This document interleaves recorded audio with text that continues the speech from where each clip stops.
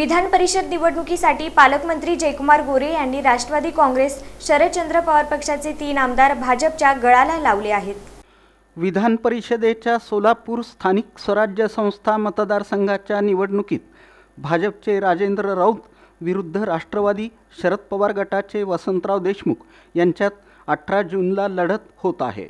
एकूण 613 मतदारांपैकी सर्वाधिक मतदार भाजपचे असले तरी महायुतीसोबतच महाविकास आघाडीचीही जास्तीत जास्त मतं खेचून आणण्यासाठी पालकमंत्री जयकुमार गोरे यांनी डावपेच आखले आहेत।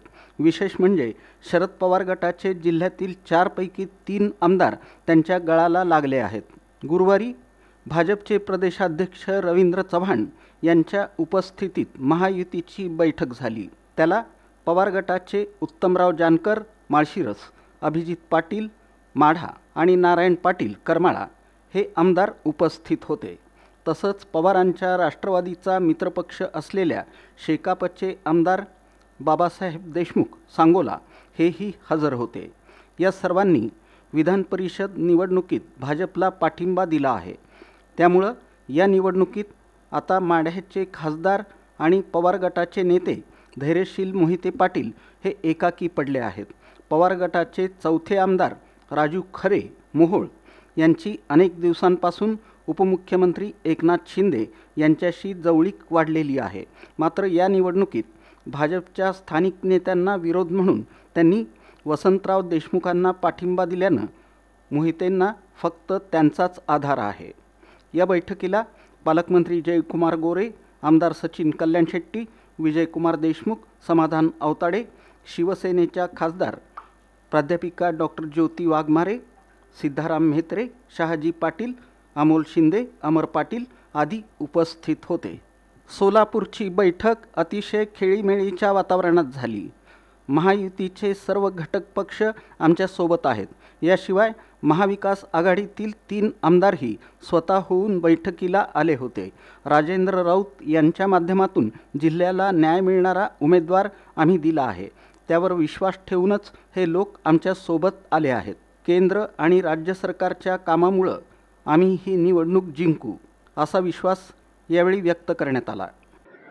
संपूर्ण सोलापूर जिल्हा, मग तो शहरी भाग असेल किंवा ग्रामीण भाग असेल, या सर्व भागामध्ये इथे असणारे पालकमंत्री आदरणीय जयकुमार गोरे यांचं या भागामध्ये कामाची असणारी पद्धत, सर्वांची मैत्रीपूर्ण असणारे संबंध आणि त्याचबरोबर महायुतीमध्ये राजाभाऊंसारखा एक चांगला कार्यकर्ता, त्याला मिळालेली महायुतीमधली उमेदवारी, या सगळ्याचा परिणाम आपण सर्वजण पाहता की सर्व पक्षातील असणारे,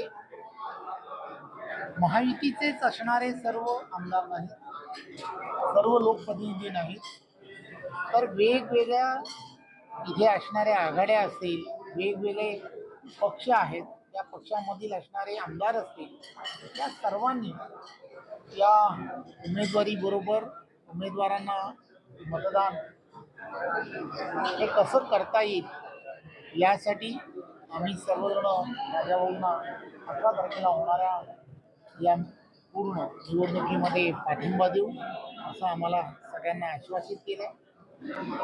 असं मैत्रीपूर्ण वातावरण, मला असं वाटतं की 17 ज्या विधान परिषदेच्या निवडणुका होत्या, या 17 विधान परिषदेच्या निवडणुका, त्यापैकी 6 ठिकाणच्या निवडणुका या ऑलरेडी बिनविरोध झालेल्या आहेत।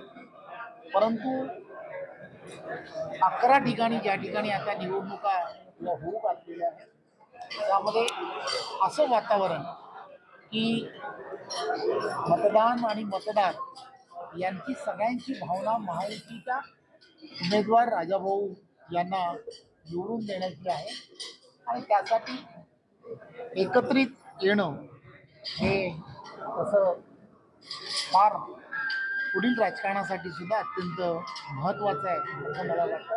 माझ्या जातीचा दाखला रद्द करावा म्हणून मोहिते पाटील भाजप नेत्यांकडे गेले होते। त्यांच्यात कोण निर्णय घेतं हेच कळत नाही। आम्हाला मान्य नसलेले निर्णय त्यांनी घेतलेले आहेत। त्यामुळं आता त्यांच्याशी जमणार नाही. विधान परिषद निवडणुकीत मी राजेंद्र राऊत यांच्यासोबत आहे. पंढरपुरातील रोहित पवारांच्या आंदोलनाबाबत माहिती नाही. निरोप आल्यानंतर पाहू, असं आमदार उत्तम जानकर म्हणाले. वसंतराव देशमुख यांची उमेदवारी ठरवताना आपल्याला विचारात घेतलं नाही. सभापतीपदाच्या निवडणुकीत देशमुखांनी भाजपला सहकार्य केल्यामुळं तुतारीचा पराभव झाला. त्यांना मतदान करण्याची आमच्या मतदारांची अजिबात इच्छा नाही. विशेष म्हणजे देशमुखांनी अजूनही संपर्क साधलेला नाही. याउलट भाजपचे राजेंद्र राऊत, पालकमंत्री जयकुमार गोरे यांनी संपर्क साधून मतदानाची विनंती केली. त्यामुळं आम्ही राऊतांना सहकार्य करणार आहोत, असं आमदार अभिजित पाटील म्हणाले.